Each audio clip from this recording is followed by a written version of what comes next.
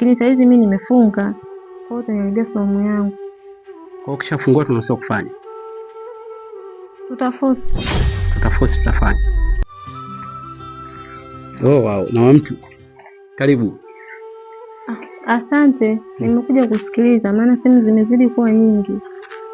Okay, sina leo ni kwa safari mwa mtu nimekumisi. Umenimisi lakini si unajua mwezi huu mimi nafunga, kwa hiyo mpaka mwezi uishe. Okay, kipindi cha Ramadhani ndio maana umepoa, sio kaida yako, sijakuzoea hivi kabisa. Sasa sikia mwa mtu, mimi nimekumisi, tunafanyaje sasa leo? Kwani wewe huwezi kusubiria mpaka mwezi uishe?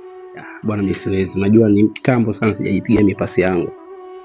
Kwa hiyo tunaondoka nini? Basi acha.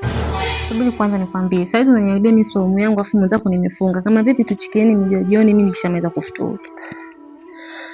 Sawa, na wake wa kibongo ndio mnakunishinda tabia. Kwa hiyo muda huu umefunga, jioni tunaweza kushiriki hicho kitu. Sasa ushaforce tayari, kwa hiyo inabidi muda jioni nije tumalizane. Lakini sasa hivi mimi nimefunga. Kwa hiyo utaniharibia somo yangu. Kwa hiyo ukishafungua tunasema kufanya. Tutaforce tutafanya. Sasa hapo umefunga nini? Sasa sawa tu naribu funga. Mimi hapo sikia.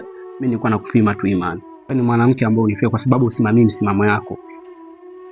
Nyendo wale unafanya Waislamu wote tunaonekana kwamba vile tunafunga zetu ni bure.